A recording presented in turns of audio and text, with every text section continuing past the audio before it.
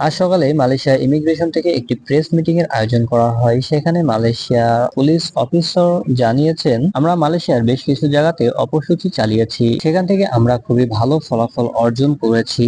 আমরা আশাবাদী 2025 সালের ভিতরে আমরা মালয়েশিয়াতে অবৈধ অভিবাসীর হার 0% করতে সক্ষম হব।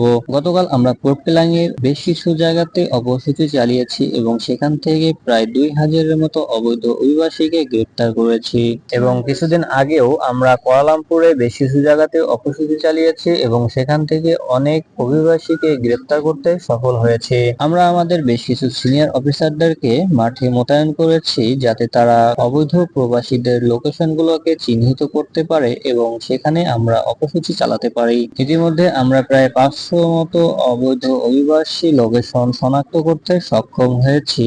তার ভিতরে উল্লেখযোগ্য কনস্ট্রাকশন প্রজেক্ট, বিভিন্ন শোভাসব বা শপিং কমপ্লেক্স এবং ফ্যাক্টরি। আমরা অবৈধ প্রবাসীদের উদ্দেশ্যে বলতে চাই, আপনারা স্বেচ্ছায় স্যালেন্ডার করেন এবং নিজ দেশে ফিরে যান। প্রেস মিটিং এ অবৈধ অভিবাসীদের লোকেশন সম্পর্কে জানতে চাইলে তিনি বলেন, এই মুহূর্তে আমরা আপনাদের সাথে লোকেশনগুলো শেয়ার করতে পারবো না, কারণ আপনাদের সাথে এই মুহূর্তে লোকেশনগুলো শেয়ার করলে অবৈধ অভিবাসীরা সতর্ক হয়ে যেতে পারে, এতে আমাদের অপারেশনটি বিঘ্ন ঘটতে পারে। মালয়েশিয়া আপডেট নিউজ পেতে অবশ্যই আমাদের চ্যানেলটি সাবস্ক্রাইব করে রাখতে পারেন এবং পাশে থাকা অল বেল আইকন বাটনটি প্রেস করে দিতে পারেন। এই ভিডিওটি যাতে অন্যরাও দেখে উপকৃত হতে পারে সেই জন্য ভিডিওটা একটা লাইক করে ভিডিওটা বেশি বেশি করে শেয়ার করে দিতে পারেন। সর্বশেষে একটা কথাই বলতে চাই, যারা অবৈধ প্রবাসী মালয়েশিয়াতে আছেন তারা যেখানে আছেন ভালো থাকবেন এবং সাবধানে থাকবেন, বাইরে কম ঘোরাঘুরি করবেন এবং চোখ কান খোলা রেখে চলবেন।